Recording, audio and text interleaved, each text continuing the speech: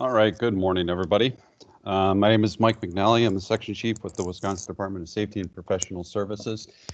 Joining me today is Etta Stry, our program and policy analyst, as well as Craig Mulder, one of our electrical inspectors, covering the northeast part of the state of Wisconsin. Today we are extending the training for the eSLA system to give the 5 contractors who bid on the Commercial Electrical Permitting and Inspecting Services RFP. They are in attendance today. That is REM, BTS, Safe Build, General Engineering, and Badger State. Those 5 contractors all have staff attending this meeting today. I'm not going to go over their names, but they are all in attendance. Today's training is going to run from about 8 a.m. to 10 a.m. I know there is probably a lot of questions that you guys will probably have in today's presentation. We're going to try and keep it at the full 2 hours. If for some odd reason we feel that it's necessary to have an additional training, we can certainly set that up, but we're going to try and stay within that 2-hour period. Today's meeting is being recorded. I know that I sent out a link yesterday for yesterday's meeting. However, it appears that that link, for some odd reason, cannot be accessed by external users.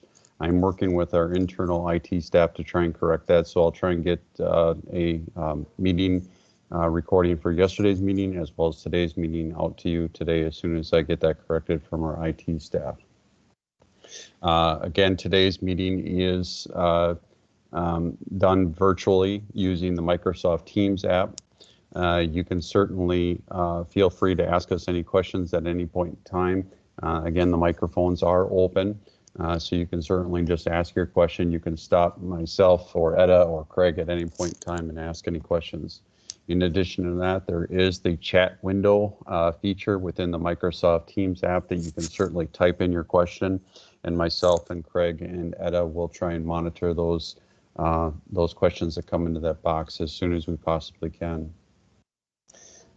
Briefly, I'm just going to kind of go over the agenda for today. I did this yesterday, but some of the people that are in the meeting today were not in the meeting yesterday, so I'll just kind of briefly talk a little bit about what we'll be showing you guys today for today's presentation or training. First and foremost, we are going to just talk about what's known as the pre-production environment. Yesterday, I spoke a little bit about the fact that the eSLA system is broken up into 2 specific environments. The environment that we're going to live in today is predominantly called the pre-production environment, or you may hear the term pre-prod. The pre-prod environment, we are going to show you and walk you through 2 potential scenarios that you'll probably run into on a daily basis within your job. And those are the 2 different types of electrical permits that can be submitted by a customer. They are a permit only and a permit and plan review only. And Craig and Etta will be walking you through different examples of what you may see from a customer's application perspective. Then we are going to talk a little bit about job aids and just some ancillary information that you guys will need in order to access the pre-production environment or pre-prod environment. Yesterday, I dove a little bit into, just gave you a snapshot of the job aids we'll be going over today. And I ask that you please just kind of review them. I will go into further detail of those today about each individual job aid that you guys will be using when you start working in your pre-production environment. And then I'm going to be talking about what's known as an IAM user account and state of Wisconsin email address that each of you will be receiving in order to access the pre-production environment. And then I'm going to talk a little bit about inspector mapping. I will touch a little bit on the production environment in this particular agenda item, but I'll talk a little bit about how the pre-prod environment is set up for the various county assignments for each of your respective company. And then we'll kind of round out a little bit about what kind of testing that you'll actually be doing in the system. And then we will talk a little bit about the individual huddles, we're calling them, that we have set up for the time frame of February 15th to February 19th. And I'll just dive into those when we get to that point. And then, of course, we'll round out any questions or concerns that you guys might have at the very end. Before I begin, I did receive a few questions from a couple of you from yesterday's meeting, which hopefully we will try and address those questions during the presentation that Etta and Craig will be giving. If at any point in time, maybe towards the end, those questions aren't answered, please feel free to jump in and ask those questions. I'll try and make sure that those questions are trying to be addressed, at least during the presentation that Etta and Craig will be giving. All right, before I begin, are there any questions? All right, hearing none. Etta, why don't you take control and start an application, and then we'll turn it over to Craig to process it in the back office.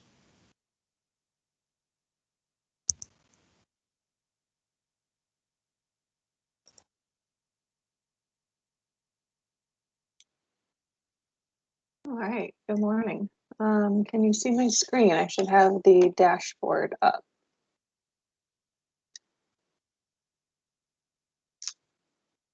I can. Okay. Great. All right, so welcome back.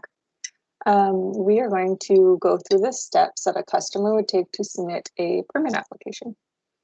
I was able to get into my own pre-prod dashboard today, so that's good news. The first thing the customer will do is go to their dashboard. Like we talked yesterday, these are existing permits and these are existing applications, but we will just start a new one. So to do that, they will go to the new application tab. And this is the first page they'll see.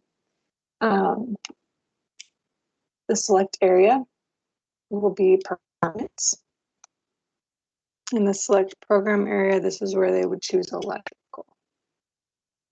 Since this example is for a permit application, we will choose permit only. These are the different types of things a customer could submit for electrical. Petition for variance, miscellaneous inspection, plan review only, permit only, and permit and plan review only are the ones that we're going to go over today. So permit only. And there's only one option here. It's for permit to operate, the application type. And then yesterday we kind of talked about customers adding a business to their login. They must do that because this field is required. So I have previously set up a dummy account. I was testing being added to an existing account. So Town of Oregon is what we have here.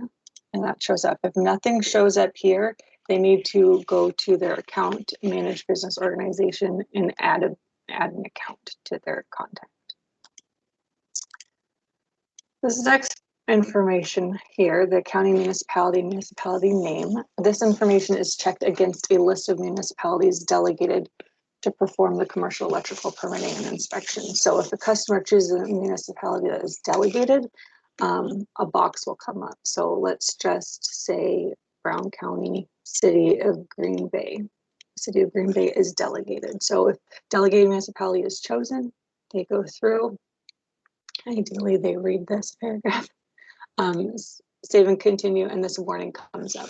It asks if the application is a state building or if there's a conflict of interest with the application, because those are the only situations that a delegated municipality application should go through.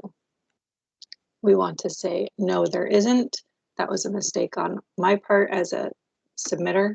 You have indicated this application is for a delegated municipality, so then it tells you to do this process through the delegated municipality. So let's go back and revise. Let's say City of Wapaka is not delegated. We'll continue.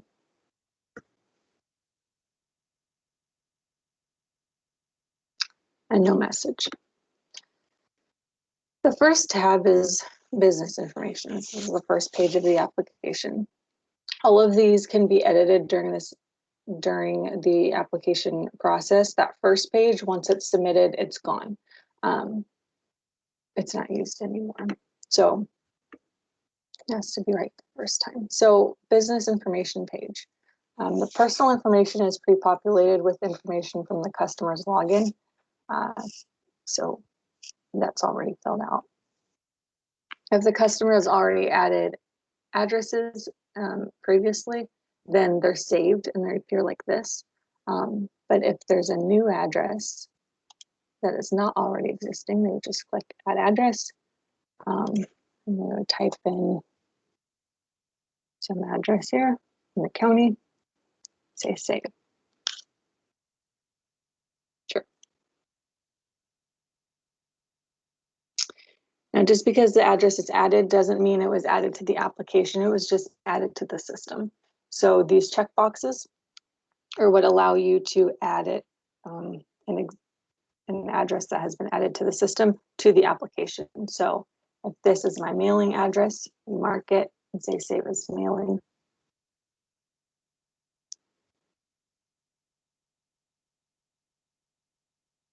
And then wait. And if this is my public address, check it and say save as public. Both of these need to be completed to move on, to be submitted. Any of this information can be left blank and come back to later, but certain information is required before the application can be submitted. So here, when you're done with the first page, you can save and continue, which will take you to the next page, or you can save and finish later. Save and finish later is just what it sounds like. It's just to come back to it later. We'll do save and continue.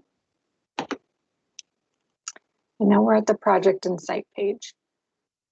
The first one is affiliation information, and this is for anybody that should be copied on the permit correspondence. The property owner is required to be listed, so we will say add and create owner is required. I've previously put this information in, so it shows up when I just click on that. Otherwise, you can type in the information. So that's saved. So again, you can add more individuals if needed, but the owner is required. Next is project and site information. This is also required. This information is specific to the property site. So we want to add property site. We'll say the project is called and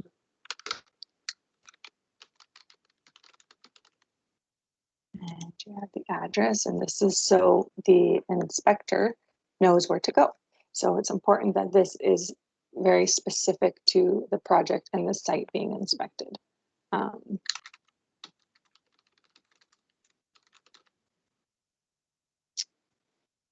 then again, we have to add the property municipality information.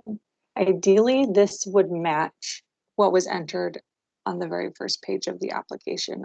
We have been talking to the eSLA technical team about having these two parts talk to each other. Right now they don't. So this should really be the same, because the first page is about the municipality, validating it not being a delegated municipality. And if the project is in a delegated municipality, it's talking about the specific site, the specific project, exactly where the work is occurring. And that's the same with this section here.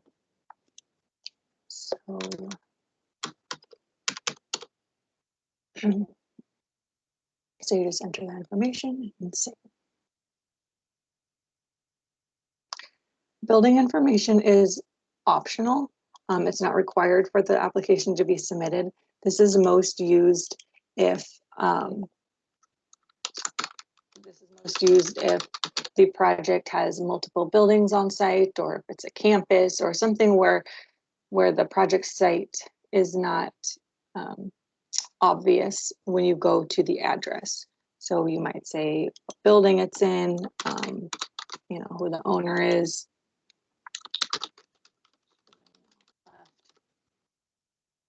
Greg can Etta, correct me if what? this is used. Etta, we do have one quick question here. Sure. So just to reiterate, what you are doing currently right now is you are acting as a customer filling out an electrical permit. Oh, yes, I'm sorry. Yes. Okay. Yes, these are the steps that the customer is going through to submit the application. And then once this project is submitted and applied for, then Craig will log on and show you how to process this application as the inspector. But we really want to show you the steps that the customer takes. So one, you understand how the information that the customer is inputting is received by you as the inspector, and then also how the customer goes through these steps is important for any kind of customer service that you're going to need to provide in case they have issues. So this is the project and site page. Save and continue.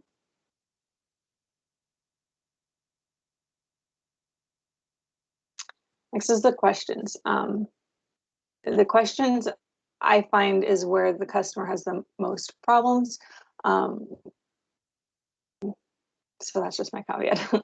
So this is where the technical information is entered. The first one is about the master electrician credential number. Are you exempt? No. If this is yes, that's kind of, it's something Craig will cover, but it's kind of a red flag for something that you want to make sure you look into. Contractor number, I'm just going to say NA, because an electrical contractor is not required. Say master electrician.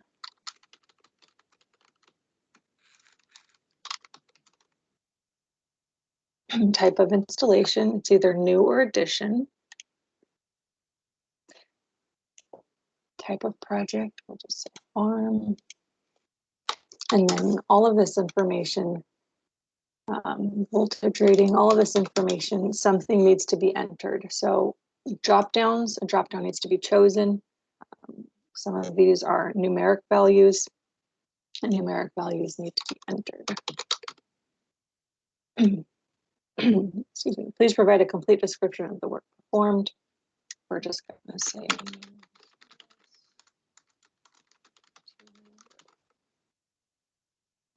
some questions will initiate additional, excuse me, additional questions depending on your answer. So do you have a new service? Yes, it's going to ask you some additional questions. It breaks up the services in two different levels. We're just going to say 1, 0, 0, 0. How many feeders? We're going to say 0. Are you installing branch circuits? This is another one. Yes. Additional questions will appear. 2, 1, 0. Temporary services, we're just going to say 0. Fire pump, 0. Transformers. All of these are items that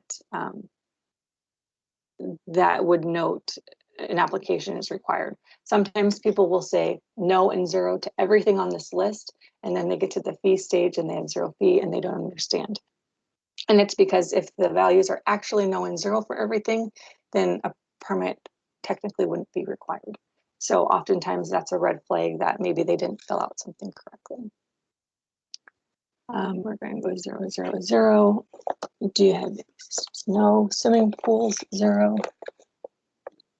Is there a minimum permit fee?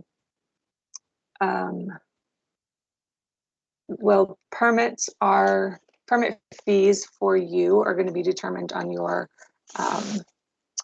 internal processes. I don't know if Mike, you want to jump in. There's a question about minimum permit fees. No, there was no minimum permit fee for third-party inspectors for this contract. There is a minimum permit fee by state of Wisconsin inspectors that's located out of SPS 302, but for the contracted agents, no, there isn't. Thank you.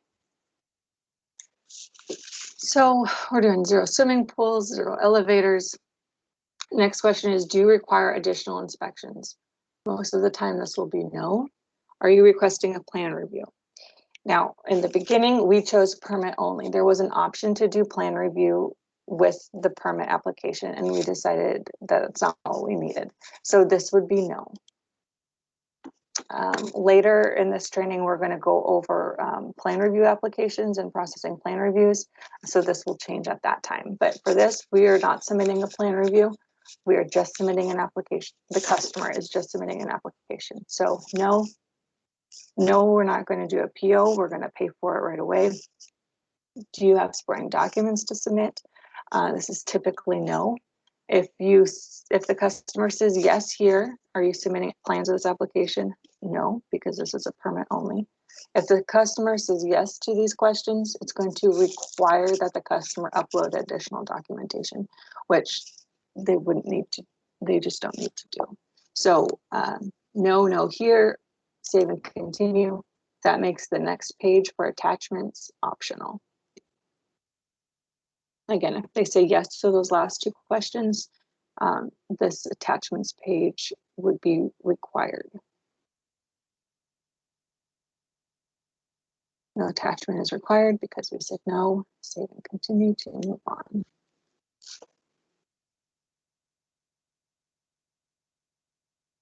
This takes us to the summary page, which I believe is going to be removed for you as a third-party inspector. Yeah, so let me pause here for a second, Etta, and explain. So just to reiterate, this is a pre-production environment, which means that it's supposed to mirror or parallel the production environment. However, there are a few things that will be shown in the pre-production environment that I just want to draw your attention to that we are working on. As indicated by Etta, we are working with our third-party vendor, IT vendor. The name of the company is Deloitte, and we are working on correcting this. Currently, the customer gets a summary at this point where Etta is at, where it allows the customer to see exactly what they've put in terms of electrical installation components. And with the current system with our in-house department staff, that would be our electrical inspectors, our fees are already programmed in the system. And that's what you're seeing today or on the screen today. However, when you guys take over, the customer is not going to see those two far right columns, which is the rate and the total cost. They may see the actual installation components, but they're not going to see any fees because obviously each of your companies had bid on different fee structure for the customers. So I just wanted to just let you guys know we are working to remove this feature, at least in the production environment. You may still see it in the pre-prod during your testing, so just sort of ignore it for all intents and purposes. All right, thanks, Etta. Yep, thank you. So ignoring and save and continue. And this takes us to the review and submit page. This page, oh yes, I was going to leave something blank to show you. This page is, we can still do that. Bear with me here. So the review and submit page is the page that will validate all of the information. So if you did not, oh, I gotta do that all over. If you did not complete everything and you thought maybe you'll check on it and you'll come back to it later and then you forgot and you move forward, the review and submit page is what checks all of your answers, and it checks for all of the required information. So questions. So the customer will have to reach out to the third-party inspectors to get total fee amount. Yes, that is correct.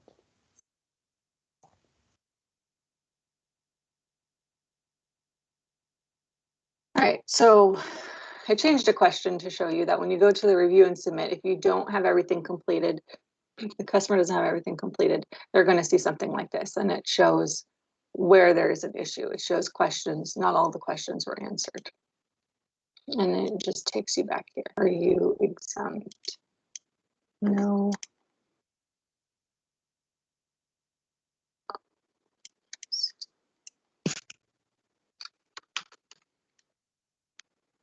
kind of go through this again.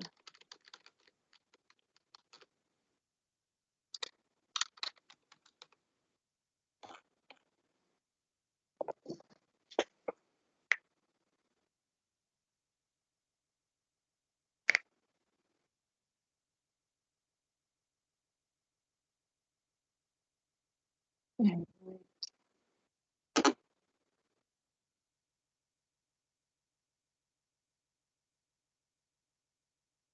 all right, so you can just click on these to jump as well.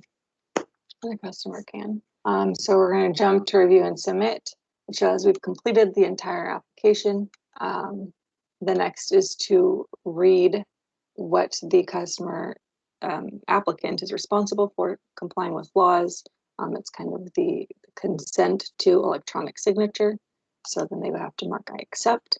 Then they have to type the first name and last name exactly as it's here, and that's equivalent to an electronic signature. And then read about how you can't go backwards once you've clicked the submit button. They can no longer go back and edit the application. It's submitted. It's the same thing as if the paper copy was turned in and it's out of their hands.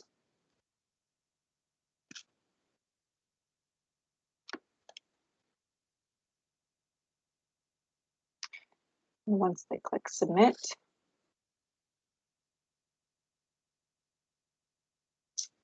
then it shows up in their application section of their dashboard, right? This is the one that we just completed.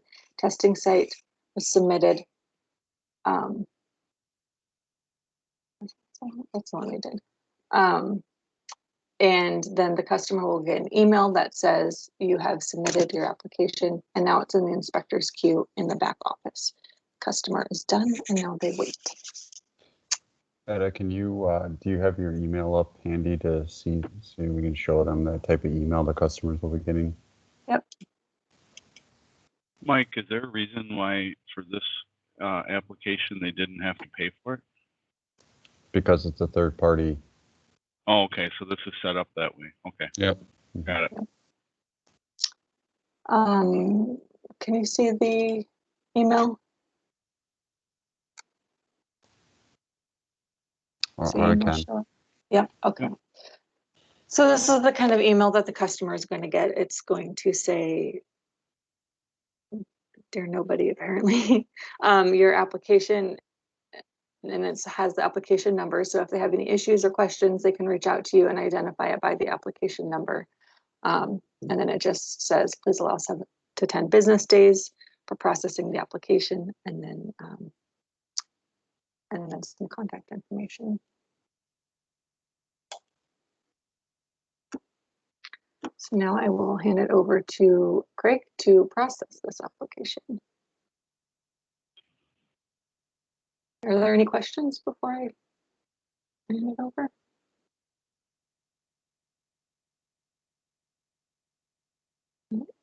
Thank you.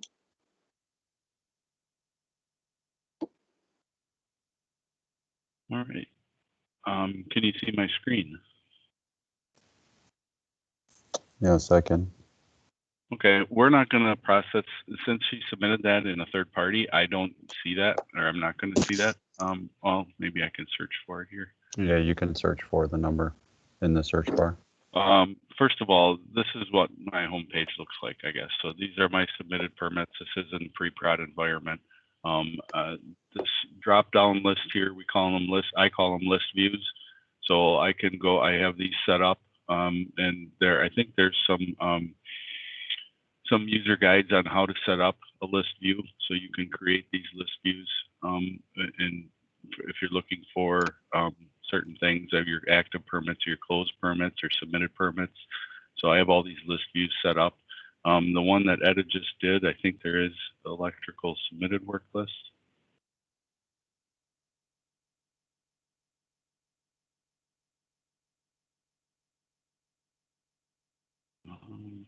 I am not seeing Etta's in here.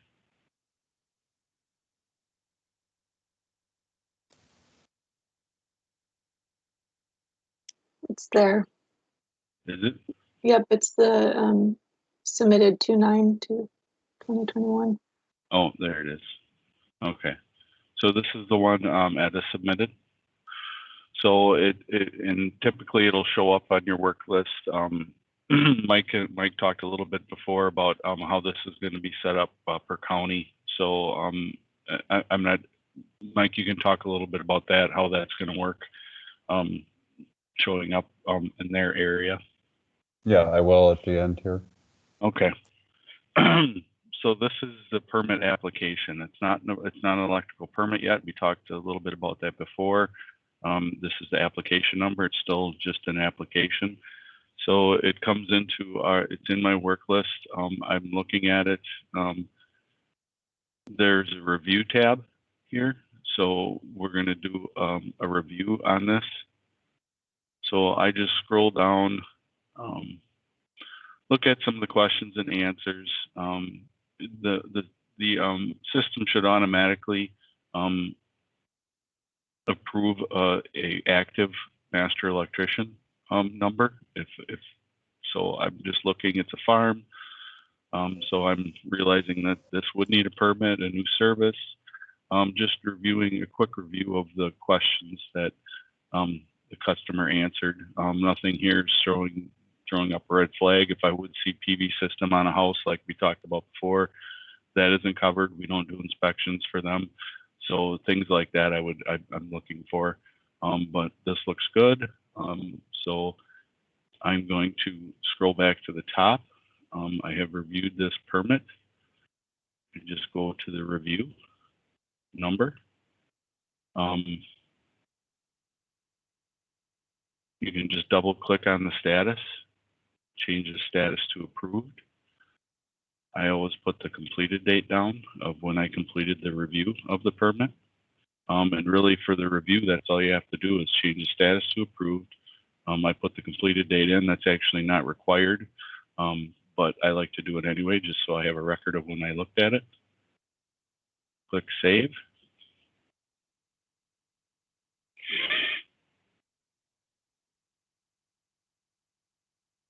And you can see that that DIS number changed to an electrical permit number. So now they have an active electrical permit. So you can, this is always a quick link here. So if you want to get back to the permit, this is the same page we looked at before. It's just that now it has a permit number instead of the application number. You can see the status before it was submitted. Now, since we reviewed and approved the permit, it goes into a status of active pending inspections. We haven't conducted any inspections for this yet. All the other information is on here, the site parcel, the project name, the municipality, city type. So this is, I guess, where we live when I'm looking to schedule inspections. They call me and give me the permit number. I look down at the site parcel. This should be the address of the project. So that's what I'm looking for. This is the public address of the applicant and the account of the applicant.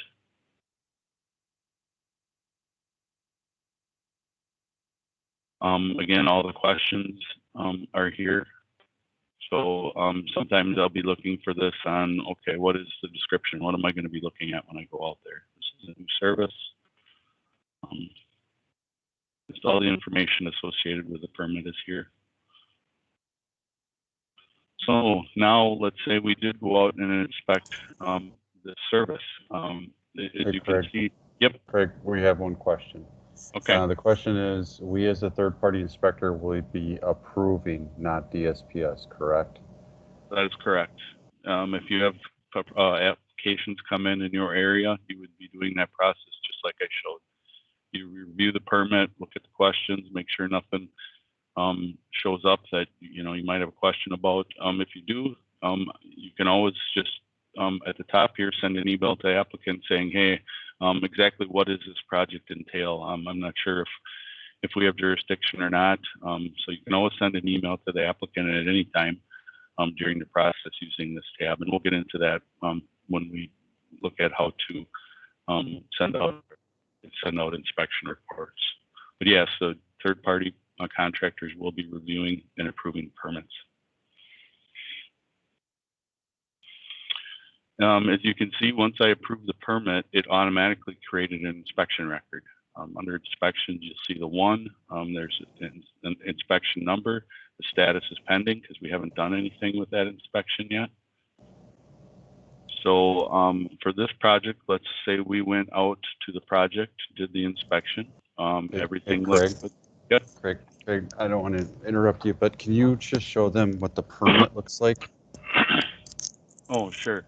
When we approved the permit, also under notes and attachments here, there's the permit card. So the customer can print out the permit card or save it electronically if they want.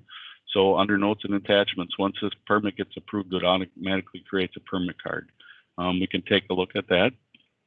Just click on it, brings you to this page. You have to click on view file here. And this is what the commercial electrical permit looks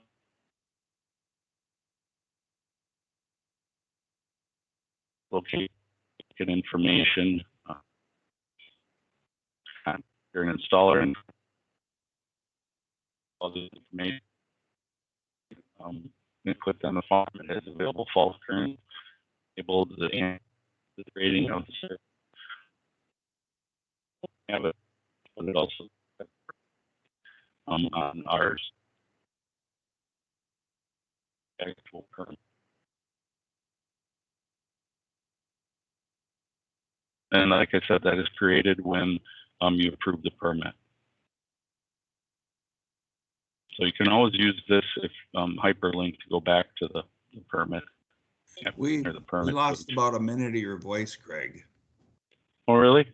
When Yeah. What did you miss? Well, I guess you don't know Just what you before this, it was breaking up. missed. Okay. I guess I'll just, the notes and attachments, under the notes and attachments, there's the permit card. Once you approve the permit, it automatically creates a permit card. So in order to see that, the customer can download it or print it off or do whatever they want to do with it. So you can click on the permit card. You can go to view file. And that brings up the permit. It has all the information the customer entered on there, the permit number, the inspector name, contractor, installer information. So this is the actual electrical permit.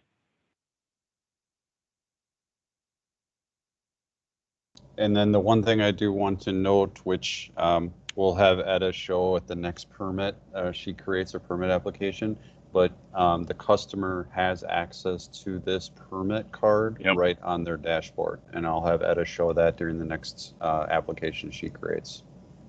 Yep. Okay, we can go back to the permit. So we did an inspection for this project. We did service inspection. It might entail continued inspections as the building gets finished. But I went out there, I did an inspection. So I'm going to hover over the inspections tab, go to the inspection number.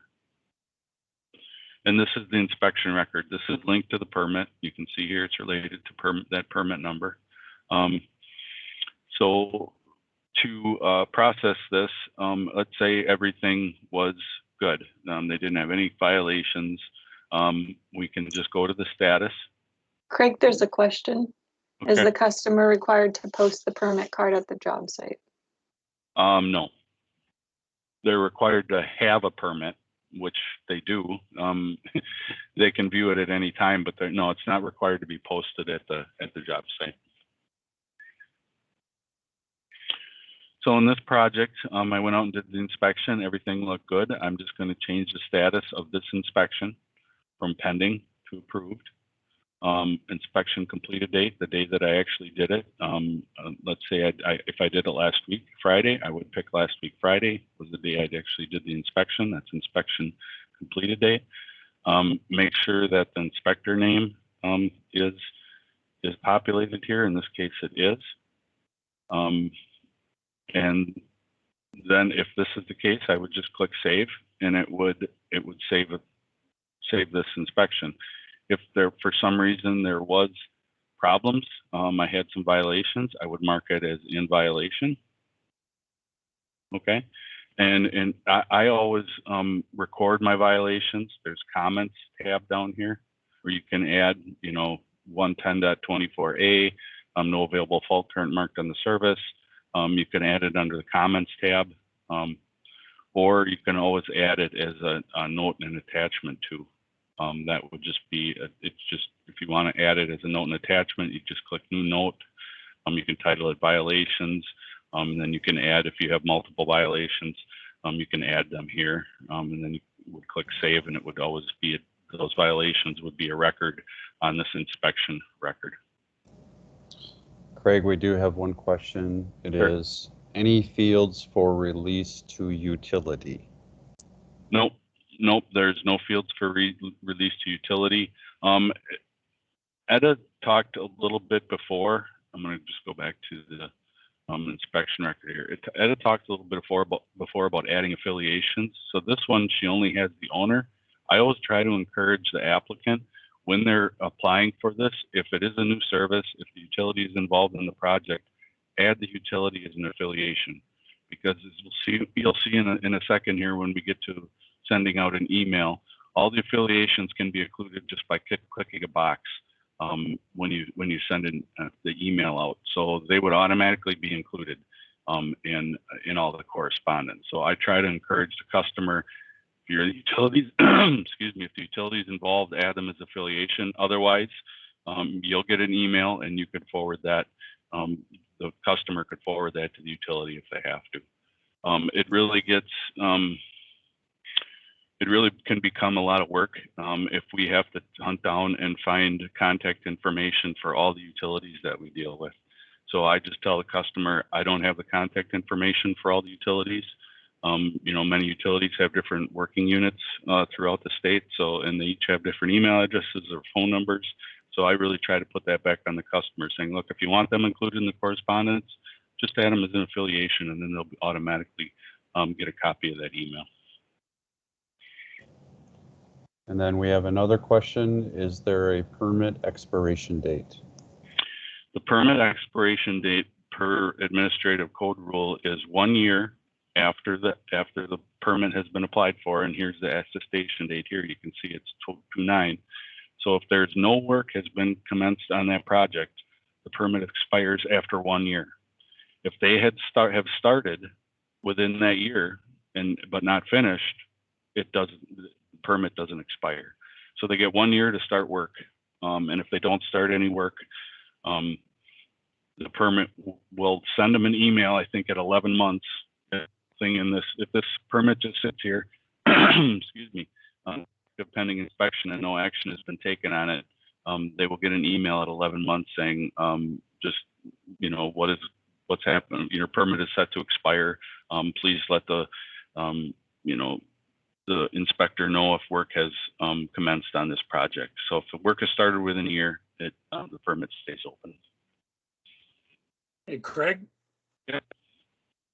Craig, so if they have one inspection on a project that probably would have needed 3 or 4, and they never call for the remaining 3, yep. 3 years later, we're no longer contracted with the state. Who's going to do the inspections? That's a good question. We haven't run into that. I mean, I have run into it. I have permits that are open from last February that I haven't taken no action, that nobody's called me. We're trying to work to follow up on those. But I don't know how to answer that. I guess, Mike, do you have any? I would say whoever is responsible for that area now, if if you guys decide, if the company decides not to renew their contract and it falls back on the state, it would be up to the who's ever responsible for that area. Right, Mike? Yeah, I mean, we could probably talk till we're blue in the face on different potential scenarios. I think every single one is going to be sort of a case-by-case scenario or basis, but for all intents and purposes, I think since you guys are the ones that are issuing the permits, I think it's within your best interest to follow up with those contractors to make sure inspections are completed appropriately to the point where the permit is closed out. So that's about all I'll say on that topic. Okay. So again, we'll go back to the inspection for this one. We completed an inspection.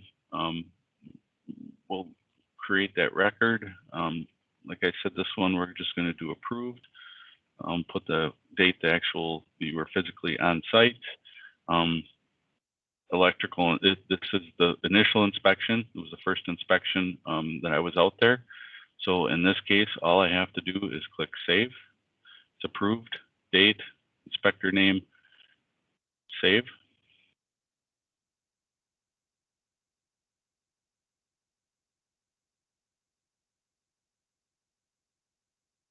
Okay, and now this is in a status of approved.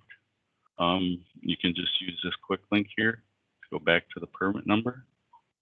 So we do have a question, Craig.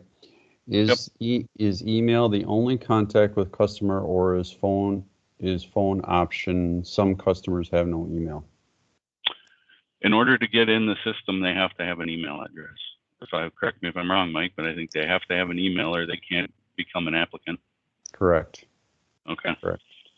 So for us, when we're doing our inspection reports, we don't send out letters.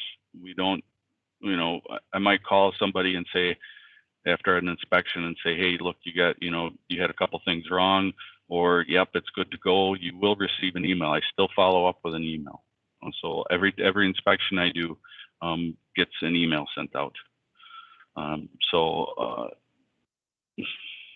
We keep in contact with customers in all sorts of ways, but as far as recording inspections, an email is always sent out. Yeah, Craig, we also have a question. Could you provide an overview of the requirements of RFB section 3.4.9 inspection stickers and how that process is to be documented? I think, well, Mike, I'm not very familiar with RFB. I think you're more familiar with that than I am.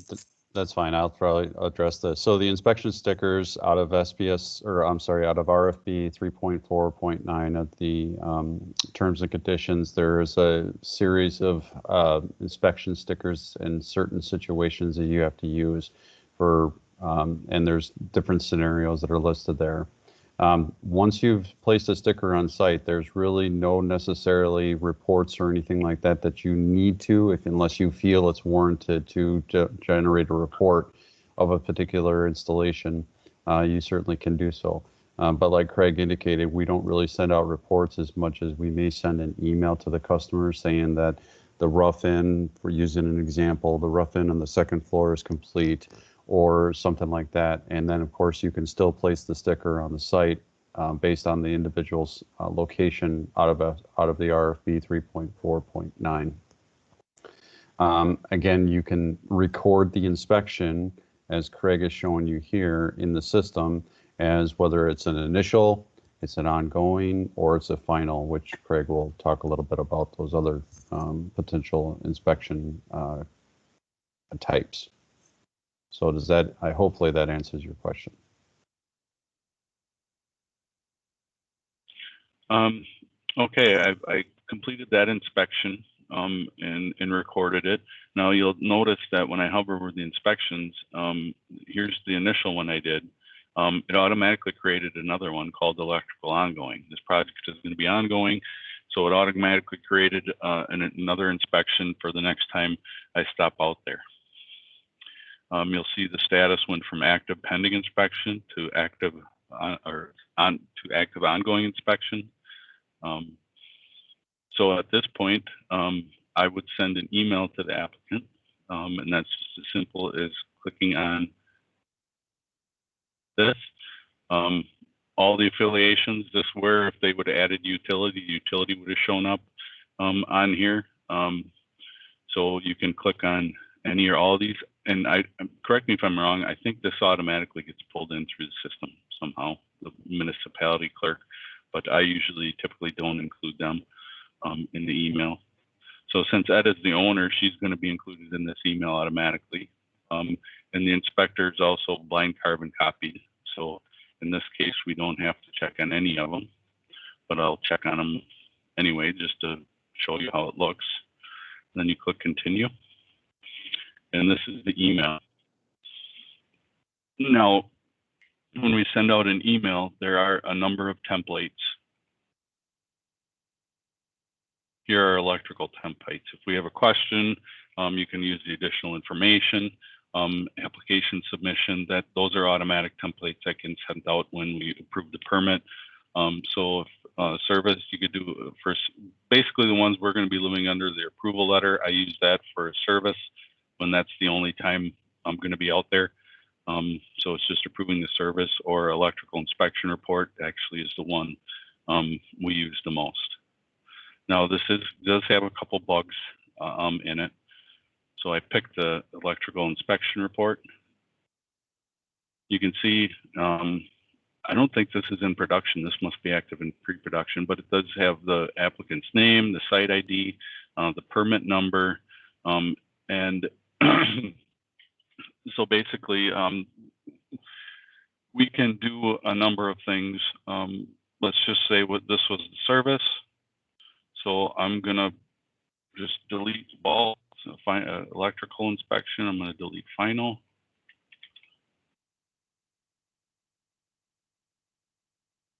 Oh, I didn't delete that.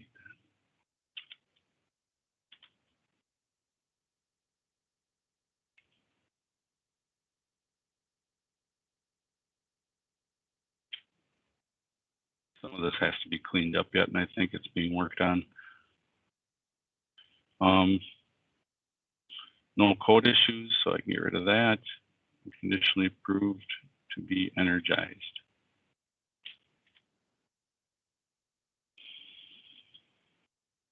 And that's it. So the electrical inspection is conducted of the service located above address and conditionally approved to be energized. You can see up here, we carbon copied Etta and Dan on this one. Like I mentioned before, the inspector, whoever's sending this out, automatically gets blind carbon copied in it, so it'll show up in your email inbox. And that's it. You can hit send.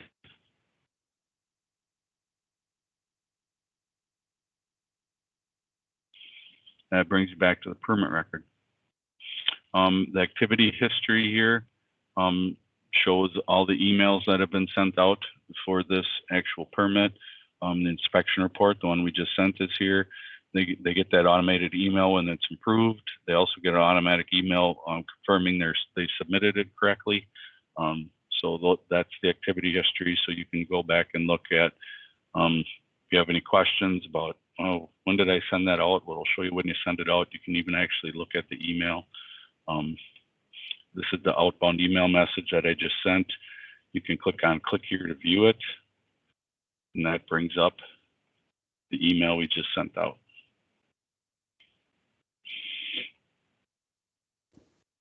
So Craig, there is another follow-up question about the, I guess an example of a sticker and a meter base for the utility. Is that all that is needed to get utility connection? I will answer this question and say no. I'm going to say that as commercial electrical inspectors, which all of you should be well aware of the requirements of SPS 305, which outlines the specific requirements of your job.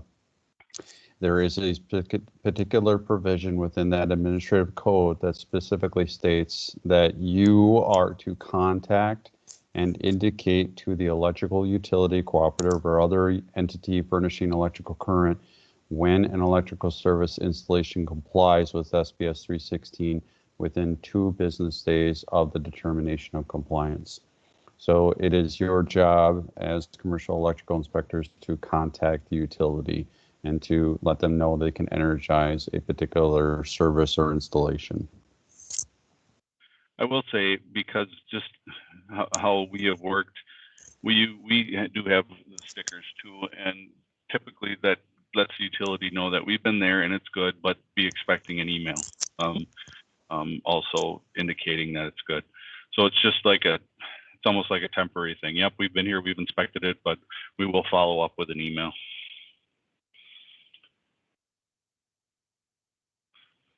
Okay, we're going to go back out to this project, conduct another inspection. This was a farm. Let's say it's the the final inspection. So we go to our inspections. We go to that automatic one that was automatically created. Go to that inspection record. Again, we can do in violation. If we have any violations, we can include them in the comment section here, or we can include them in the notes and attachments here, new note. If everything was good, we're gonna do approved. This is an electrical ongoing inspection. So we are gonna change that because it was the final. So we changed that to electrical final inspection.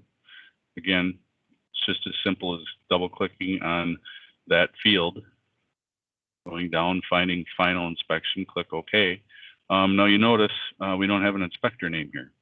Well, we had it as Dan did the inspection for the service. Let's say somebody else does it, so we can include that. Let's say I did it for Dan, so I just include my name. That's a fillable field. You can put anybody's name in there, whoever did the inspection. Inspection completed date. Let's say it was yesterday I did the inspection. So I have the status is changed to approved. It was a final inspection, so I changed this type to final. And that's kind of important because I'll show you in a second here. If it is the final, in the inspector name and the completed date. So once we have all that included, and if this did have violations, I would not change it to electrical final inspection. Even though it was my final, they might have some things to correct. So I would just keep it as ongoing because you're going to be verifying at some point that your violations were corrected. But since this is a final, we can click save.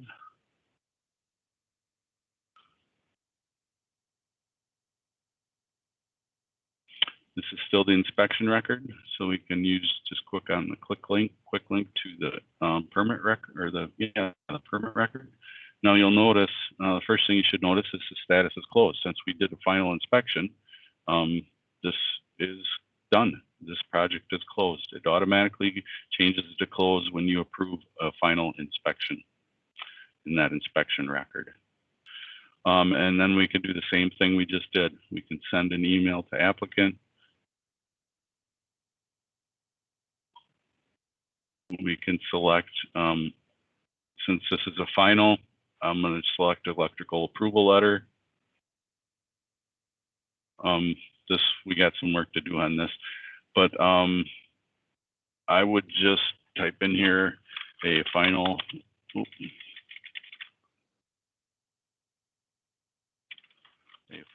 electrical inspection has been conducted, and I would include the address for permit number. Keep that there, and I would say and is conditionally the installation is conditionally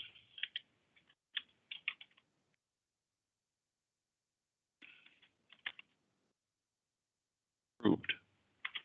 Now, at some point, your name and contact information should automatically be populated in here, but I just copy and paste my email signature in there, and then you can send it out. And so I just want to pause here for a second and just indicate that Craig's shown you guys some of the templates that we have in the system that you guys can use. We are still sort of working on the templates, as Craig indicated. Some of them are not 100% complete. They may be a little chunky in terms of the fonts and spaces and things like that, and we're still working on it internally. However, those are still available for you to use if you want. However, if you have your internal company's letterheads and your internal company letters, you can certainly still do those reports. I just ask that you please attach those reports to the email or to your actual permit record, which Craig, do you want to just show them where they can do that? Sure. Yeah, so we have, we're under the permit record. So we're going to just look just like we did, send email to applicant, continue. If you don't want to select a template, you can just say see attached letter or something like that.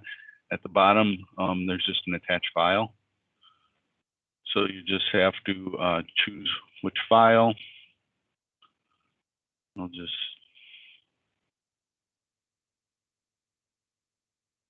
attach to email. And you're done. That file shows up on the bottom here. It's attached to the email. You can still select a template if you want. Just approve a letter. So if you want to write a letter in Word and attach it, you can just use this, obviously, and then send it.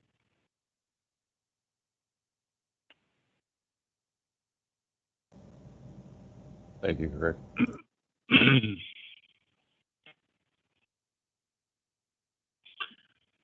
Okay, that's it for this permit. This permit is closed.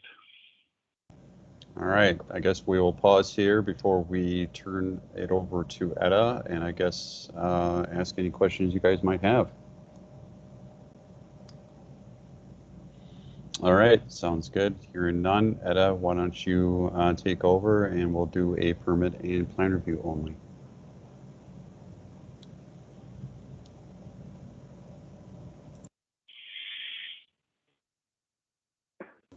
And then Etta, Okay. before you begin too, can you show them where the customer can find their permit on their dashboard on that one that Craig approved? Yeah. I also want to mention that each one of those emails that Craig sent out, I received. So I told you about the one I got after submitting the application. I also got one once he approved it. It looks like this, and it has the permit attached to it. And I also got an email when he sent me an inspection report, and then I also got emails when he sent the approval letter. This took a lot longer to open, but permit card is attached to. So for the permit, this was the permit that we submitted. It showed up here when I had submitted it. And then after Craig approved it, it appears here at the top section. Options, double clicking doesn't do anything. Options is the only way to see the features for that permit. You can print permit, so that same thing that showed up in, I'll just see if I can open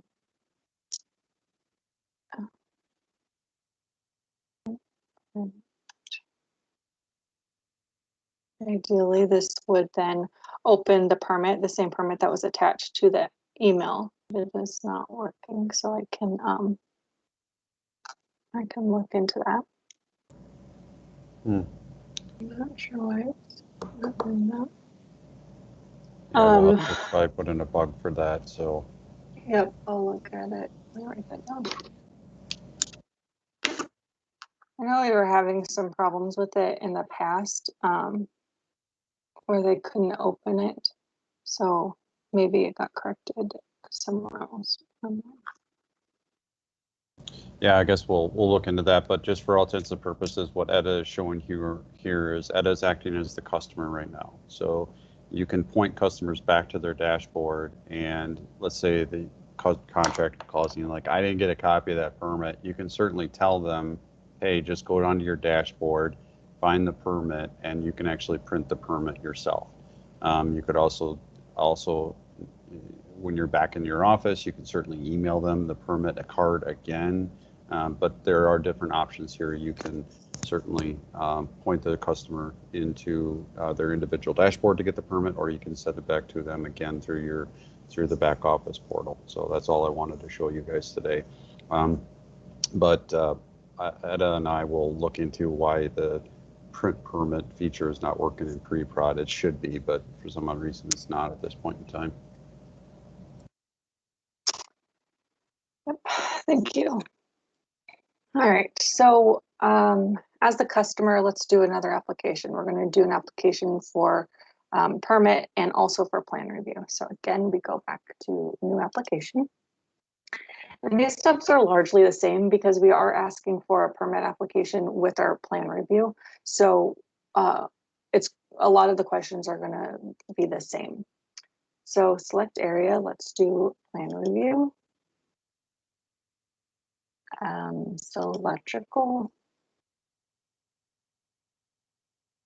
And then it asks for permit type. And since we're doing permit and plan review, this is the option that we'll choose. Can I pause here for a second, Etta? Yes. And can you bring that back up, that list of selecting the permit type plan review?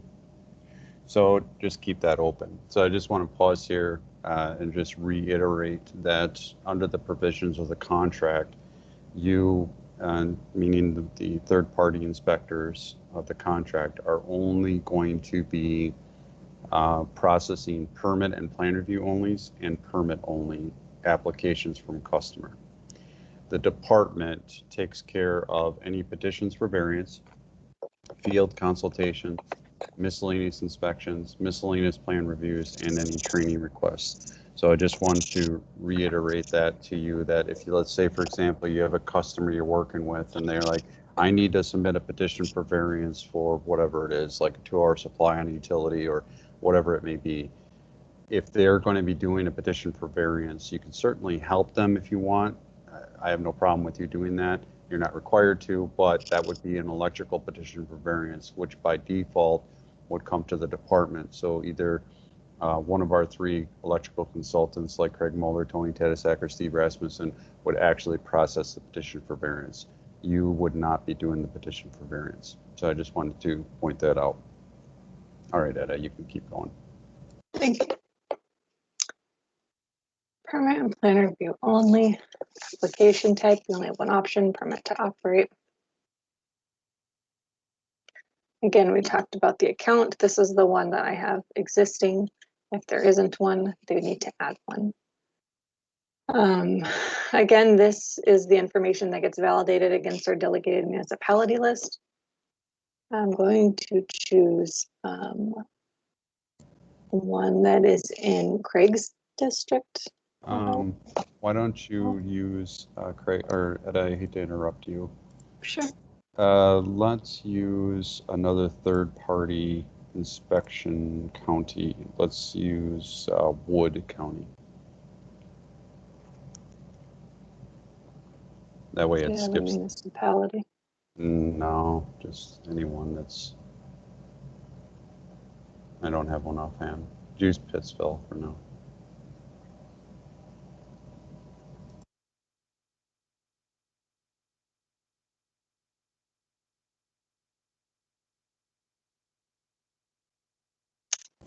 All right. So again, this personal information is pre-populated. And again, we have mailing address, which save as mailing if you have existing ones. But either way, that checkbox has to be marked and then it has to be saved to the application. Continue. So again, these are the same steps you did for permit application only. We will get to the part that's specific to plan review. So add individual. Let's call the owner somebody else. Save.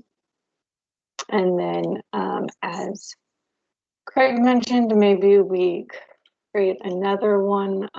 Utility would be electric service provider, maybe.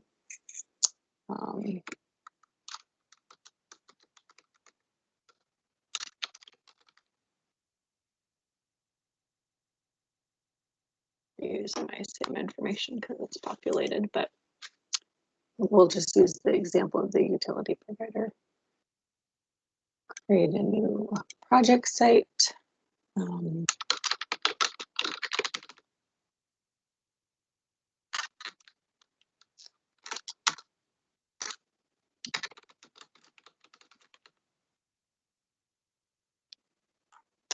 again, this information should really match what was used on the front page. And eventually, hopefully, working with the technical team, we can get these two to talk to each other. I did not check zip codes, so let's see if it corrects me. Did not. And again, the building information is optional if it's going to help the inspector find the site. Otherwise,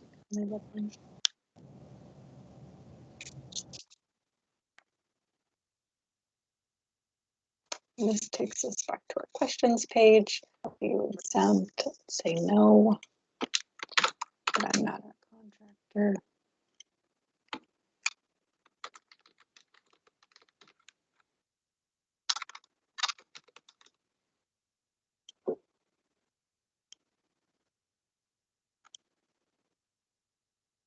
I'm just gonna. Mike, did you want to point out that the plan review is optional? I mean, it's never really required, but sometimes that the customer says that, part of this project, I want a plan review, so this is the process they would use then. Yeah, it was outlined in the RFP that way. Yep. Okay.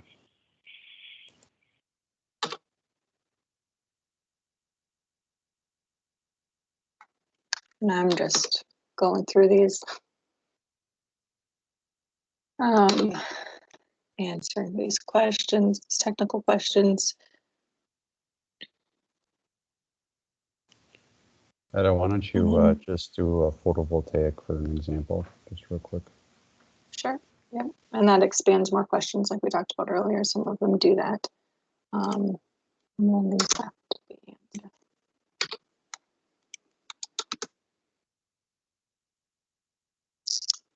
Do require additional inspections. We're going to say no. Craig or Mike, when would be an example that they would say yes to this? So like, for example, if let's say you're doing a multifamily building and the general contractor wants to do the project in stages, right, or phases.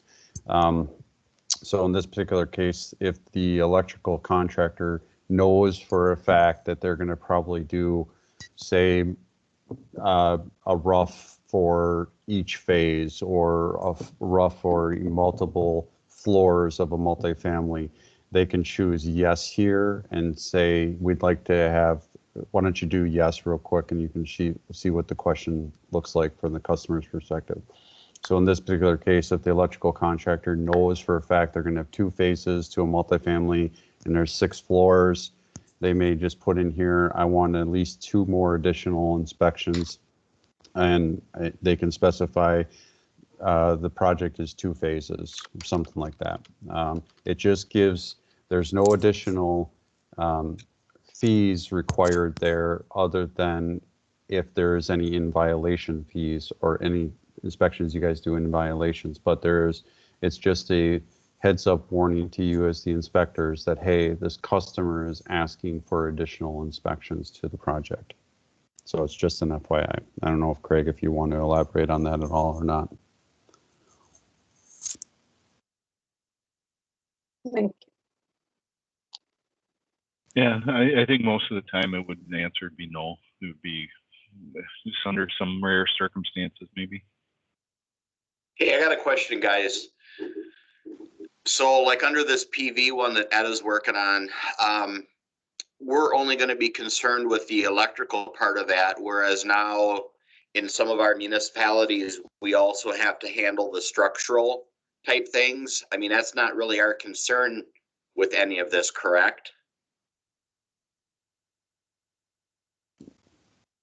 I'm not sure I fully understand your question. Like roof calculations, some of our building inspectors that also process the electrical part of a PV inspection. This is basically a commercial thing only. So this is only going to apply to a commercial PV system. This wouldn't apply to something that would fall under UDC because we're not talking about any UDC stuff here, right? Right. It's only for commercial applications. Okay. But I mean, I don't want to get too far deep in the weeds here, but as you guys know, the master electrician is ultimately responsible for, you know, the grounding and bonding of the actual electrical panels to the solar. Now again, there's multiple scenarios and multiple situations, but some of the contractors out there that are PV contractors, they're not master electricians, but the master electrician that's hooking up that electrical service is still required to adhere to the provisions out of 690. Right, but I guess like what I'm thinking about here is, let's say this is a commercial PV system installed on a school, a hospital, a clinic, something like that. We're only looking at the electrical part of that. There's going to be your building department or some other building inspection department that will be handling like the wind load and the weight load and the snow load for all of that kind of the mechanical part of it, I should say. That's correct. Yep. Okay. Yep.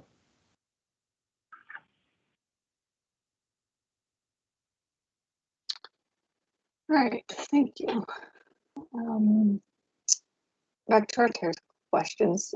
We've now gone through the technical questions, and now we are at, are you requesting a plan review? And the answer to this is yes, we are requesting a plan review.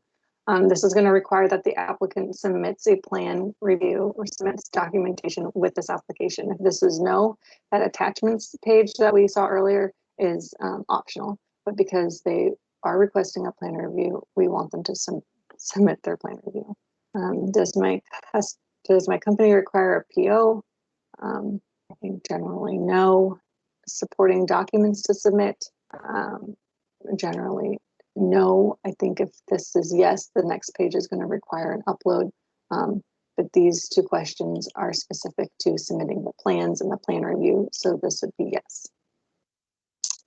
Actually, now that I think about it, this question relates to the fees for DSPS, and this question requires the upload. So these two questions, if marked yes for either of them, requires an upload on the attachment page. This one is related to adding a fee to the for plan reviews. So yes, no, yes. Save and no PO. Save and continue.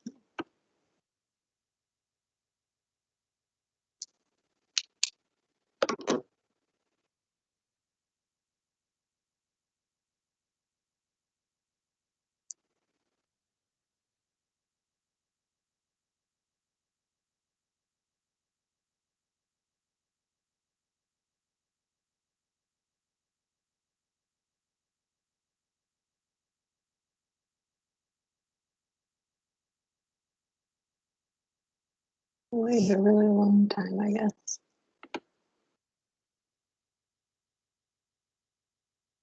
All right, so this is required, as I stated before. If we jump to review and submit, it'll give one of those red alert flags that says you need to go back and add an attachment. So let's just do that now. Question, are we requiring one-line drawings, component specs, and so forth for POV applications, PV applications? Craig, we kind of talked about this the other day, I think. We're not requiring anything that the electrical code doesn't require. There are some things in the code that would require one line, like in feeders and 215, it requires a one-line diagram to be done. It can be submitted this way. It doesn't necessarily have to be. They could email it to you. So the general answer is no. Unless the electrical code requires something to be submitted, a plan or one line or something like that, we're not requiring it. You can certainly say it would be nice. You can say that to the applicant, it would be nice if we could take a look at the plans, but it's not a requirement to be submitted. And I think that may be the difference, and correct me if I'm wrong, the difference between uploading supporting documents versus plan review. Yep. A lot of times, well, for any installation, you know, they might have some certain things that the customer might just want to upload something about a piece of equipment, installation instructions, or so they can always upload, supporting documents if they want, so that we have them. It's just an option for the applicant.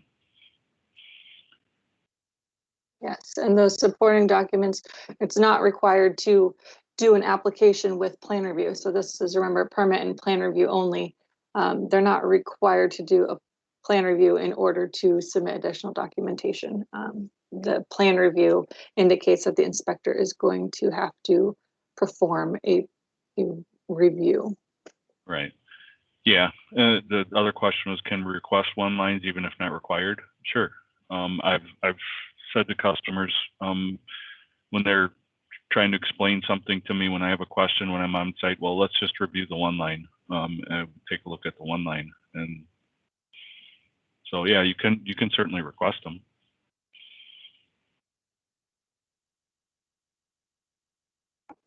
Thank you. We're going to add an attachment. And this will just bring up, this window allows you to search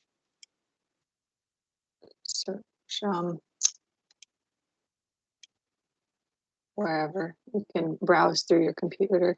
Customer can browse through their computer to find the plan review to upload. I had this PDF, I think it's an email. Attach, upload.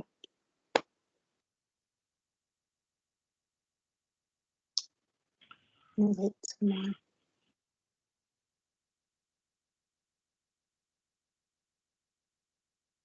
All right, and then it notifies the customer when it's been successfully uploaded. I think they can just close out and it says that the file has been uploaded. It's kind of a nuance, but that's how they know they can save and continue.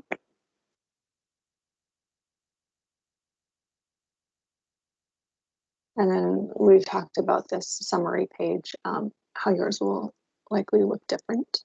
And then can move on.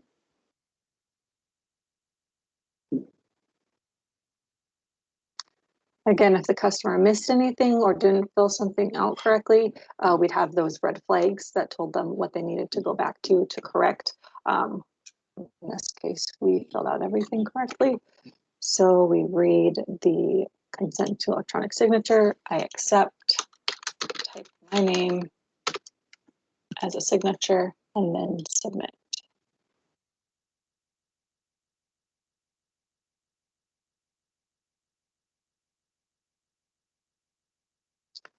And just as with the permit application, the customer then receives an email confirming that the application and plan review was submitted, and it shows up down here.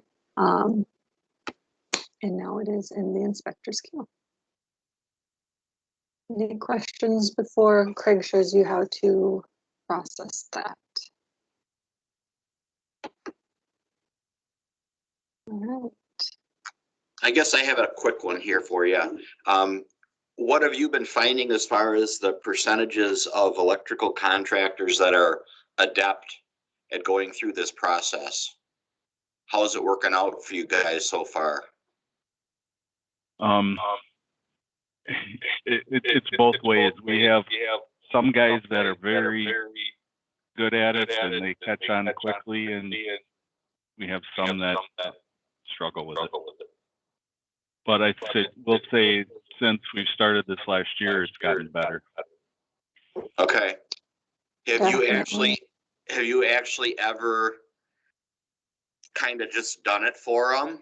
I mean, I had one electrical contractor down here by me in Madison that they got really frustrated, and they were a larger contractor, and they just said, we couldn't figure out the fee schedule. We couldn't figure anything out. We just sent you a check for $500.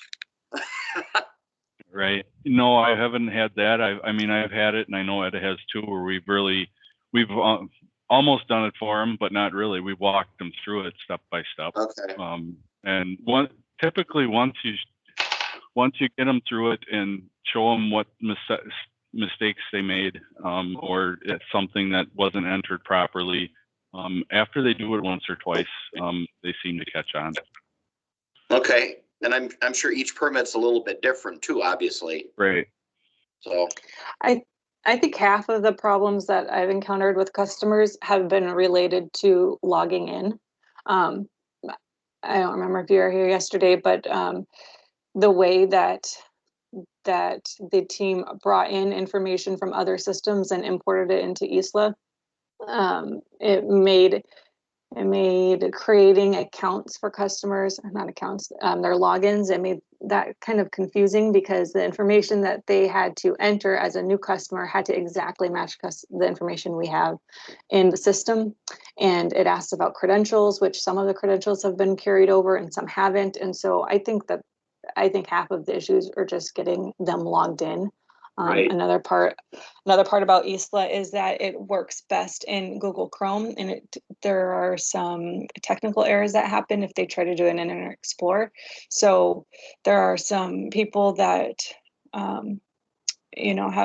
they're not super computer literate. So trying to explain Chrome versus Internet Explorer sometimes is a challenge. Right.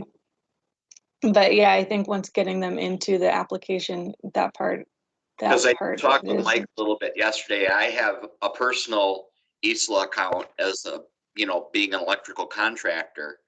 And this is kind of a separate thing. And that's what we talked about is basically once you get us into the second part of it, it's like it's a whole different ball game. It's us versus the contractor. Yeah, the one thing I want to say about this is that the eSLA system, which kind of Etta outlined a little bit yesterday in her little presentation about eSLA 101, the department has a long-term goal, strategic goal, to have everything in eSLA. This includes everything from commercial building plan reviews to boiler inspections to elevator inspections to all of our credentials. So at some point in the future, everything is going to be in eSLA, meaning that if you're applying for your journeyman electrical license or your boiler inspector credential or a commercial building plan review, you're going to have an eSLA account. You're going to have to set up an account through the eSLA system to submit your applications for the different various applications like commercial building plan review, like I stated, or your credential, renewing your credential or applying for your credential. Everything at some point in the future will be in eSLA. Now, as a caveat, not everything is in there yet. The only things that are in there are what we're showing you today, like the electrical.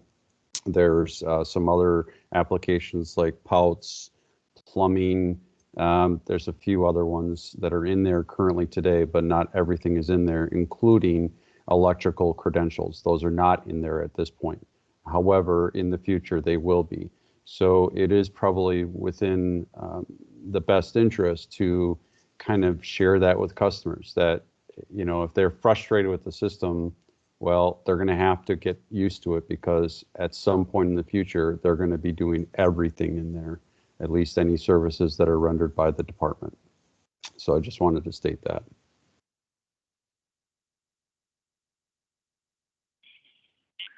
Okay. Again, we logged into the back office. This is what it's going to look like when you log in. Most of our work is done under plan reviews of PTOs. So as I kind of showed before, the list view we're looking for is electrical submitted work list here. Again, you can set up your personal ones that only show things that are going to be assigned to you. But in this case, we're looking at the electrical submitted. This is the one Etta just created, permit and plan review. So we can click on that. Again, the application page here. We're going to review it since this is a permit and plan review. We're going to review the permit for just a couple things here. 2 phases, new building. Again, I like to encourage a customer to be as specific as they can. Is this a new building? Is it a detached garage at a house? Then it would be off, it wouldn't be under our jurisdiction, but this one we know is good. So we just review it. Go back up to the review tab. Click on the number. Change the status to approved. As I mentioned before, I like to put the completed date of the review in there. Save it.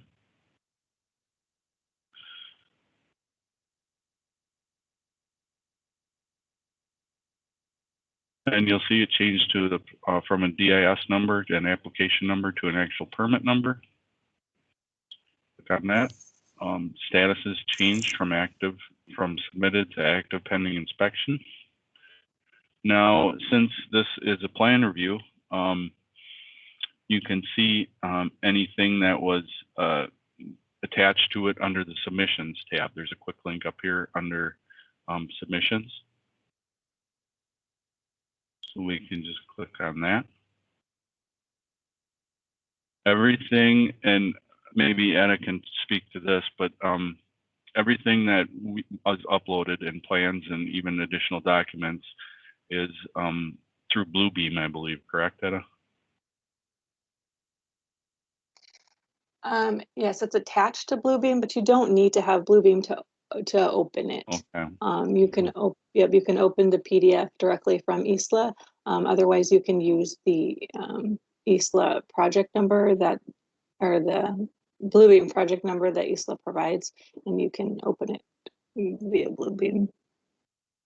Okay, so I can get to it.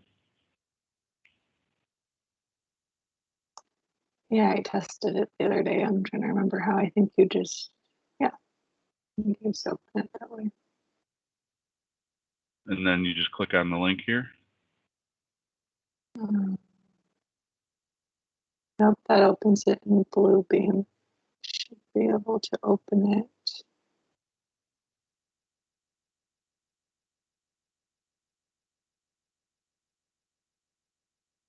And it opens it. Oh, here you can download. Yep, I'm sorry, all right.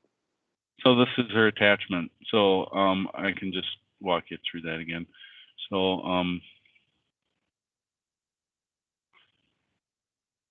at the top, anything that was submitted is an attachment is going to be under submissions. So we can just go to that submission. The link here is Bluebeam, the link here to the document. Or could I do it? Hang on. Anyway, bring you to this page. We're going to leave the page. Bluebeam Studio file, you download it, open it up, and this would be your electronic plans or whatever they submitted.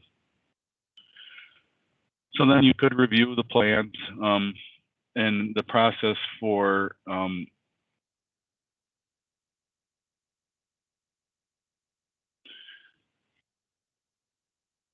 so if you're going to do a plan review before you do any inspections of this project, you would do the same thing. You would just send an email to the applicant.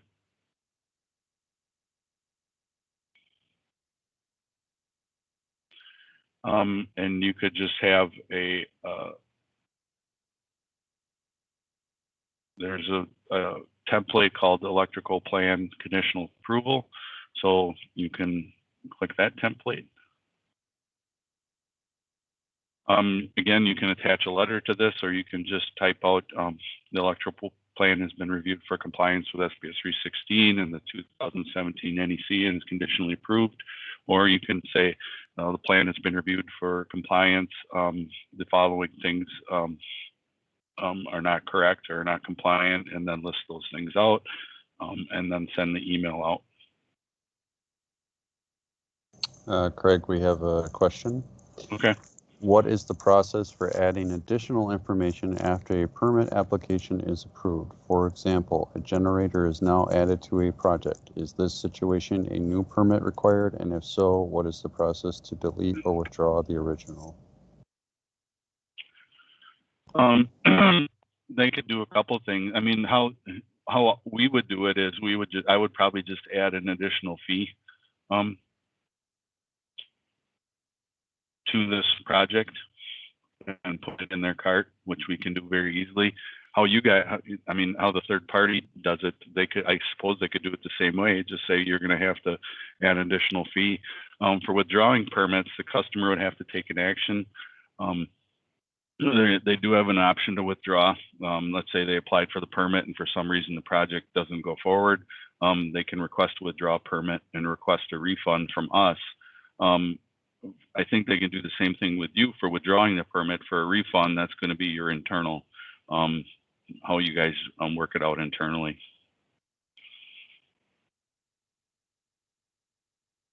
So if they do add a component to a project, that's going to be how you guys decide to do that. Each company internally, adding a fee or however you guys want to do it.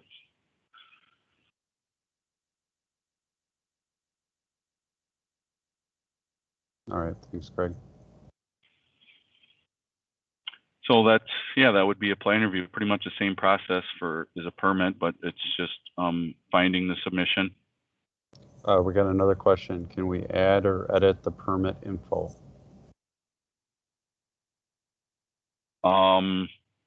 Yes, you can edit some of this information on here, I guess, depending upon what information that is. I mean, we try not to edit anything that the applicant submitted unless they request it, and they can do that. They can have a service request on a permit saying, oh man, I put the wrong address in there. Can you change the address for me? Well, yes, we can do that. And that's just as simple as, like, let's say it's 547 Janet Lane. We just would go into that parcel, and it's just as simple as clicking on that site parcel and changing it. And you would have to change it, in this case, in 3 places.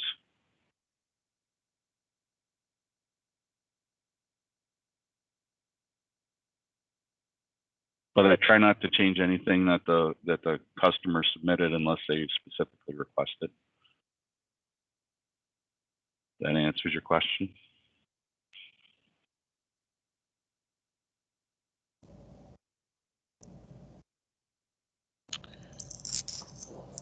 All right.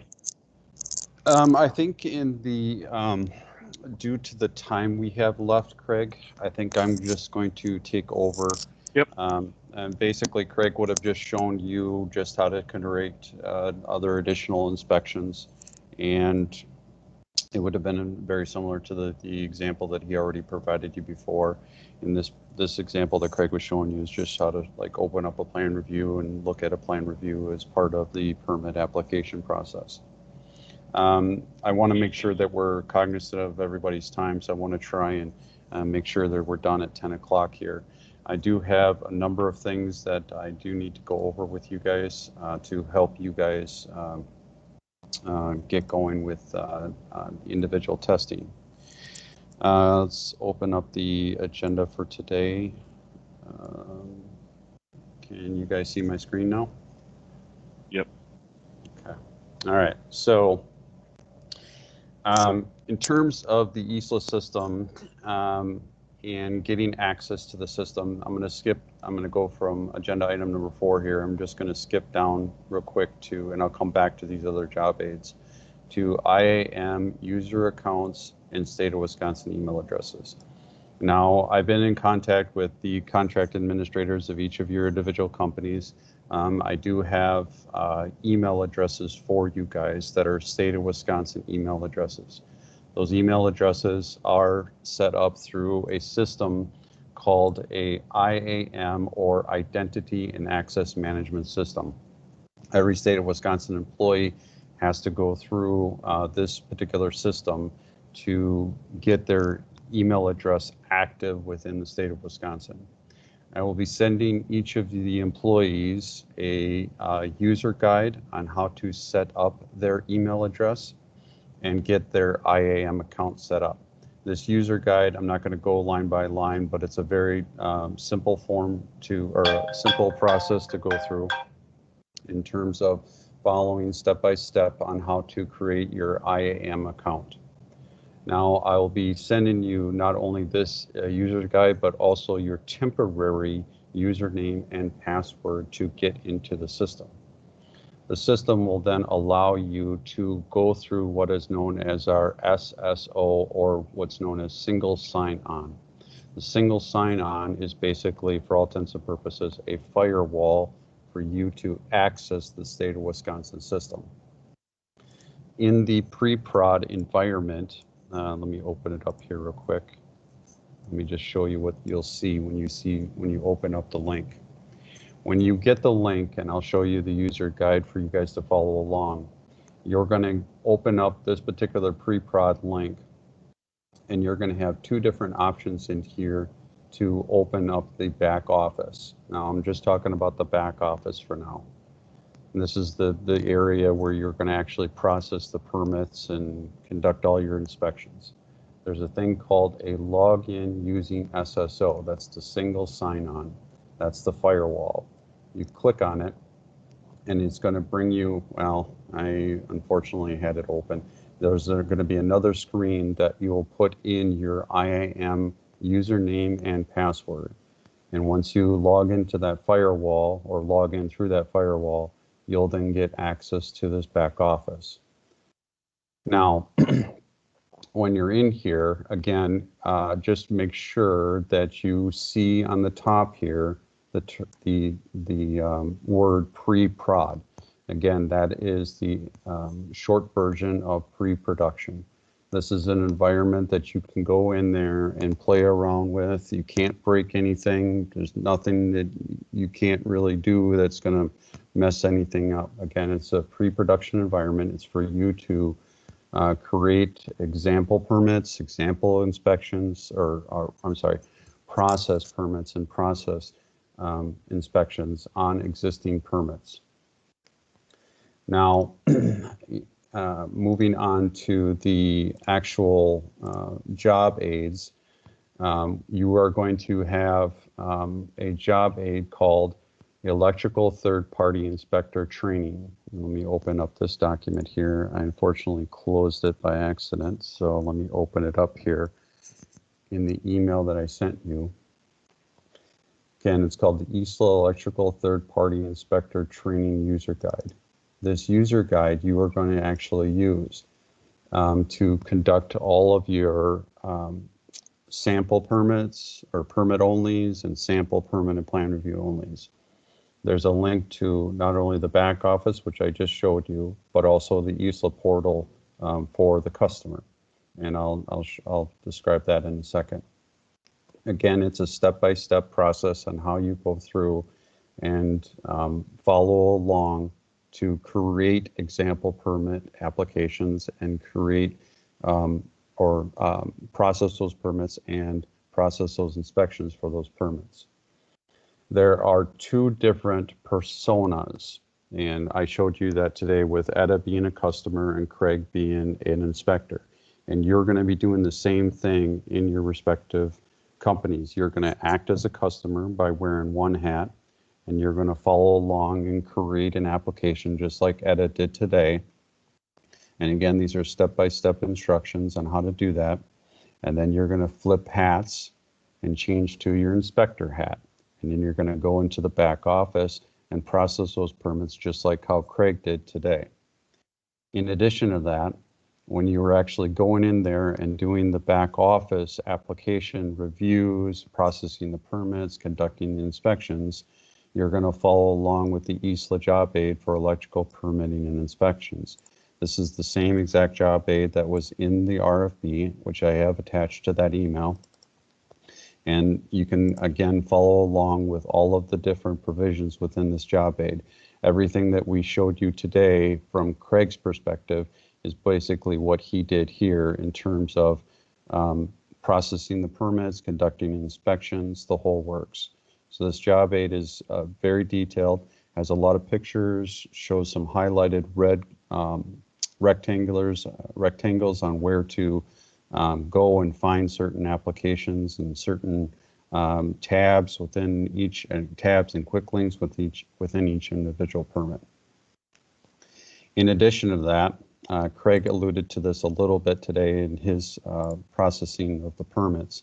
There's also a thing called customizing the eSLA system, which allows you to create those work lists so that you can show when you walk into eSLA for every morning or how often you get in there. It allows you to customize the eSLA job aid, or customize eSLA using this job aid to create individual work lists for yourself. Now, again, I'm not going to go line by line through this entire job aid, but you can certainly follow along and create your own individual work list, as well as create individual reports for yourself. It's pretty self-explanatory, pretty easy to follow along. Now, in addition to that, when we set up the pre-production environment, and I'm moving on to another portion of the agenda for today, which is the inspector mapping and county assignments. We set up the pre-production environment for each of your respective companies for the counties that you bid on or that we're assigning the contract to you. Now, you probably will not have access to this. I believe it's only access. I believe only I have access to this. I think maybe Etta has access to this as well. But we have a thing that we set up for each of you called inspection inspector mapping. And this mapping is automatically preset so that, let's say, for example, Ben here, who is with BTS, he has Wood County. So any application that a customer picks as Wood County is automatically going to be set to Ben as the permit applicant, or the permit, it's called the permit owner. I don't want to get you too confused on that, but basically it's the person responsible for that permit. And so when these applications, when you are creating applications as the customer, make sure that you are testing it by choosing the county in which your contract is for. Another example here is Brian, who is with Safe Built. He has Kenosha County. So it's probably within your best interest to create permit applications for Kenosha County so that you can see when those applications come in that they are assigned directly to Safe Built or through Kenosha County. Now, we've set these all up for one individual in your company, and we did that by design. So each individual person is only one person of each county, or each company is assigned all of the counties. Now, when we do move into production, we can alter that and change that. However, we can only assign one person per county. We cannot assign individual employees to individual municipalities. So just keep that in mind when we do move to production. Now, what Craig mentioned today, if I can open up that previous inspection, let me open that up here real quick, because I know Craig talked about this a little bit. I just want to elaborate a little bit on it. Give me a second to pull up that particular permit. So this is a permit that Craig just did in the first example.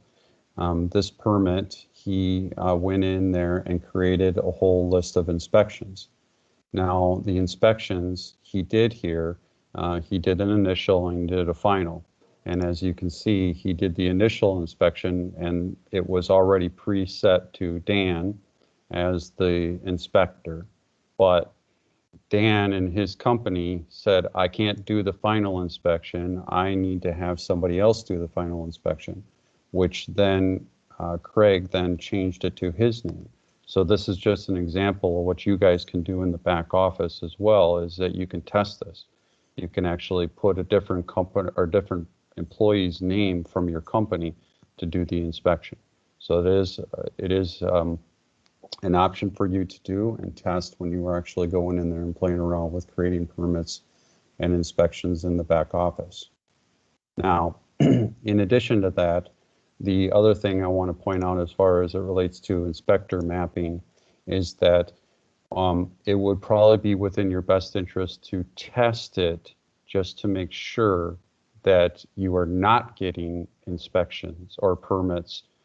So for example, going back to Safe Built here with Kenosha County, Safe Built creates a permit application and it's for Wood County. Make sure when that application comes in the back office that it doesn't show up on your particular work list because it was not for Kenosha County. So it's just another thing that you can test when you go back to your respective offices. Now, in addition to that, the one thing I wanted to point out as it relates to the third-party training user guide, the document here is set up so that you guys can test the system as a customer. The customer application is a pre-production environment as well. So with that being said, if you do have an existing eSLA account, you can certainly use that eSLA account. However, I just want to make sure that you understand that you have to log in through the pre-production environment for that account. So you can log in as your existing eSLA number or eSLA customer account, but just log in through the pre-production environment, just like Edit did today. So you can go in as a customer in the pre-production and create your permits. Create as many permits as you want. I encourage you to test the system thoroughly. Now, with that being said, the eSLA account or this pre-production environment it's just that. It's a pre-production environment.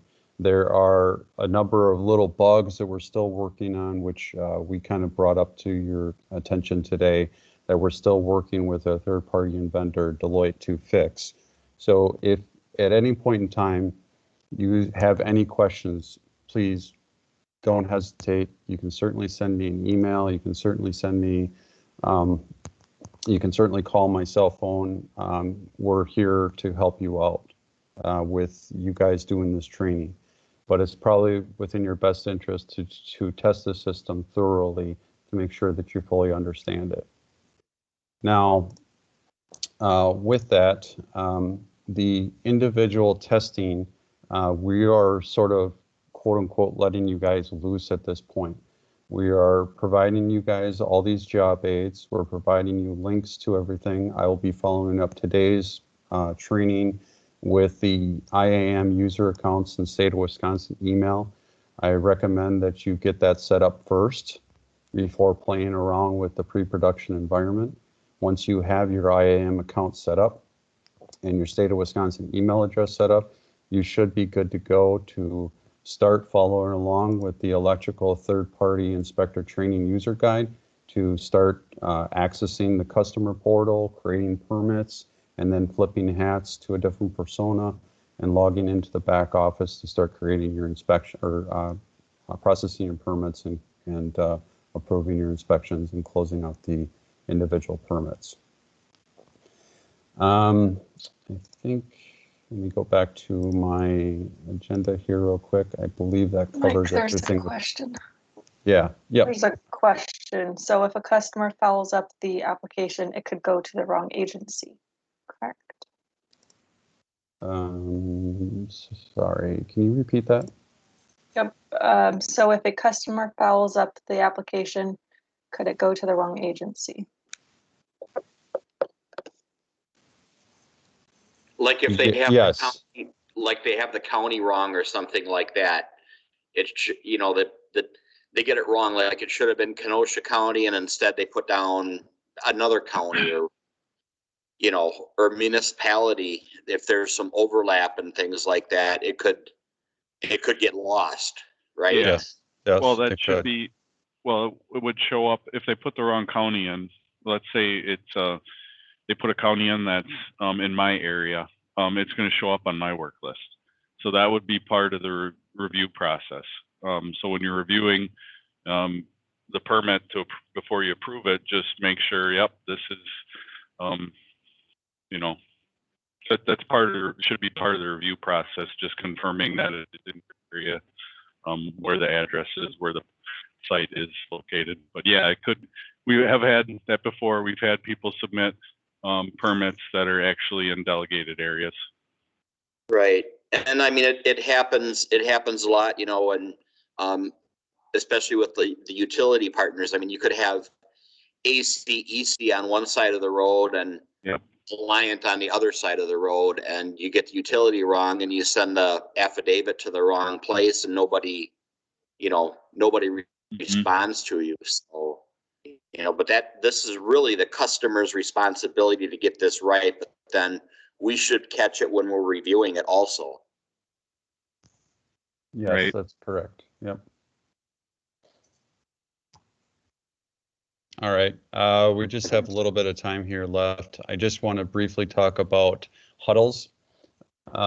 We have set up 5 days of 1.5 hours piece and this is going to be an open training. We don't have any agenda set. They are set for February 15th to the 19th, so starting next Monday. We are just having you guys to just come in. It's going to be an open discussion. Any questions you guys might have, we're offering these up. Again, these are non-mandatory. You do not have to attend, but myself and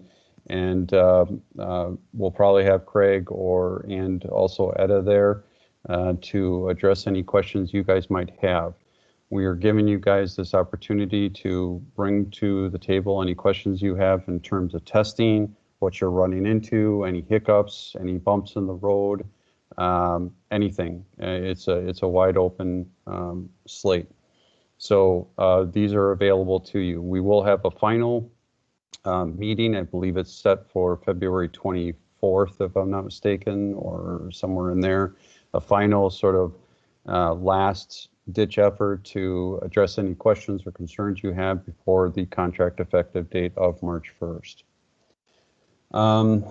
I believe we had some questions that were presented. I believe, Dan, did I address all of your questions? I'm not sure if I had a chance to. Let me look at some here. The eSLA account, I think we addressed that if we already had a personal one, we're going to need to have one through you. Holding hands, I guess, will be, is something that we're going to have to work on. And I think that REM inspecting asked a question regarding, how the customer requests inspections, would they ever be calling us for it? Time requirements for performing the inspections, I think we talked about yesterday, it's the 48 hours. And then myself and Dion talked yesterday regarding, are we allowed to use video or pictures to approve or deny any inspections? So the terms and conditions within the RFBs specifically state that you're not allowed to use video or pictures for an initial inspection. However, if you want to do it on any re-inspections, you certainly can do that on any re-inspections.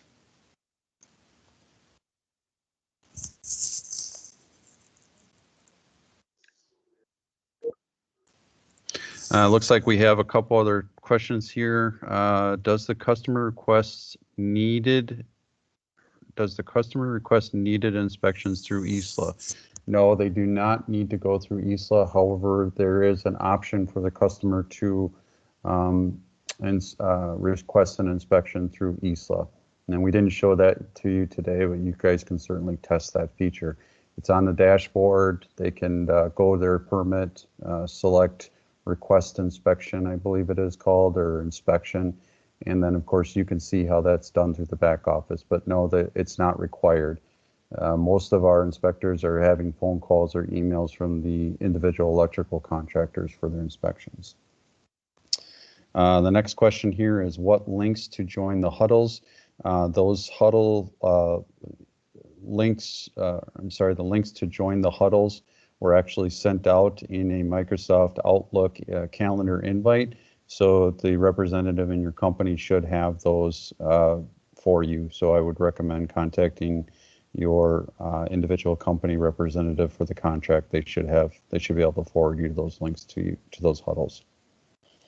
Next question is, will we be issued a state ID to access job sites once we go live? No, the state will not be issuing any ID. Is your requirement to, have your commercial electrical inspector credential card on site or on you when you are attending the site, in case you're asked.